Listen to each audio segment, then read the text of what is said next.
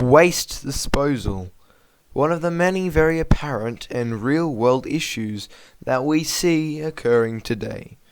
What can be done about it? How can it be fixed? That is all dependent on what type of person you are. Hello everyone, my name is Ronan Costa, and today I will be talking about waste disposal.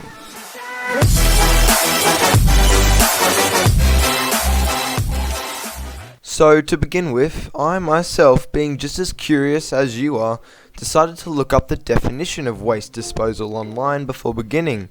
And as it turns out, according to the free dictionary by Farlex at least, waste disposal is removing and destroying or storing damaged, used or other unwanted domestic, agricultural or industrial products and substances.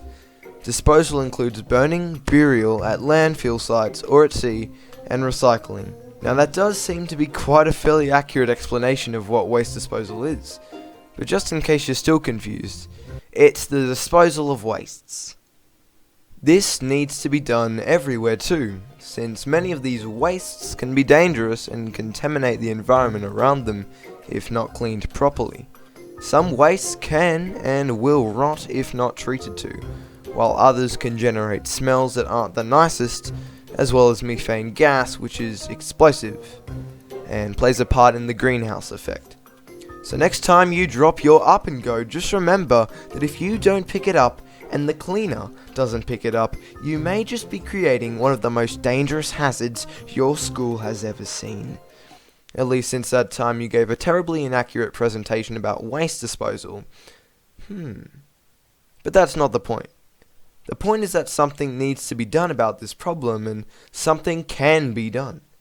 There are many ways to take it, but what is the best way? Well now, that depends on what type of environmental worldview you have. That meaning someone's particular beliefs and values give them a sense of how the world functions, as well as their role in the environment and their right and wrong behavior toward the environment according to them.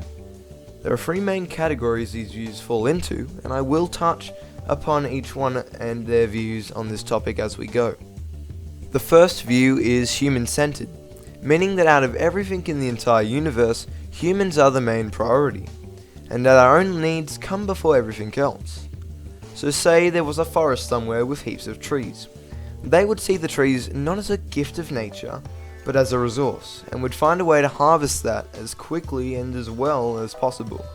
So when it comes down to waste disposal, they don't see that as much of a threat as other people's might, since all that really matters is if there is enough resources to go around to everyone. If there isn't, then that's a problem. Having rubbish apparent everywhere would just be a small side effect of having to use as many resources as possible.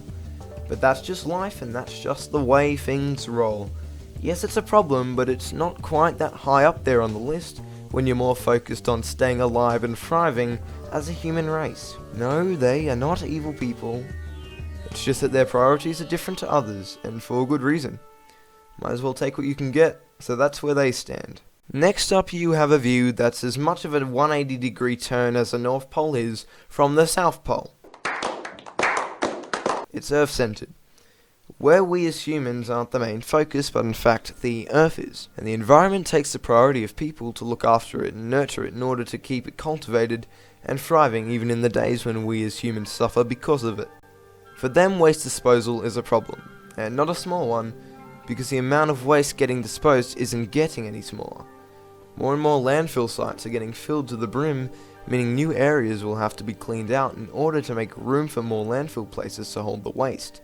This, however, would be a major disruption to many natural environmental habitats for a large amount of biodiversity, and that's not something you'd want to lose. So while that's a problem, so is not making more areas for waste to go, resulting in animals dying anyway from overexposure to many of these chemicals and materials, including plastic. Oh well. What a shame. However, there is still one more view that may just be the best of both worlds here, and that's the idea of biblical stewardship, where all resources of the earth are collected and used for the glory of God and His creation, that we can be the shepherds of the earth, as you might say. Either way, it takes the priority of people and the environment as one, and uses them both to make God the overall purpose to life. In that sense, the disposal of waste is something that should never have been a problem in the first place, since the world before people stood on it was clean and perfect, and you can be assured that that's how God would have liked the world to stay, since according to Isaiah 51 verse 3, God wants the whole earth to be like the Garden of Eden again. And rest assured, when Jesus comes back, his followers won't have to deal with waste anymore, which would be quite nice. Therefore it's a problem, but isn't all there is to life.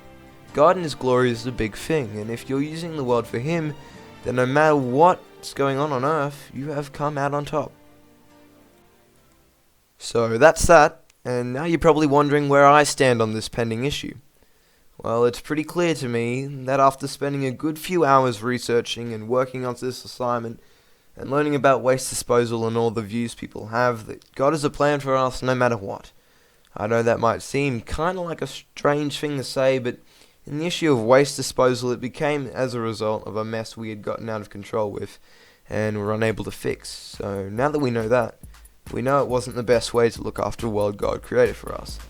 And it didn't help anyone either, it just caused more problems that couldn't be solved. So, while the Earth-centered and human-centered views might have their things to say about it, I don't. Because when I'm dead, it won't be a problem. Hopefully my kids and future generations will think the same way. However, that doesn't mean something shouldn't be done about it while we're still here. Well, I am so glad that is over. Thank you all so much for listening. Here's a list of the majority of my sources for proof, a bibliography, as you might call it. I hope that helps. Assignments like these I do enjoy because there's so much freedom in the way I get to talk about topics like this that literally anything I can engage in and have fun learning.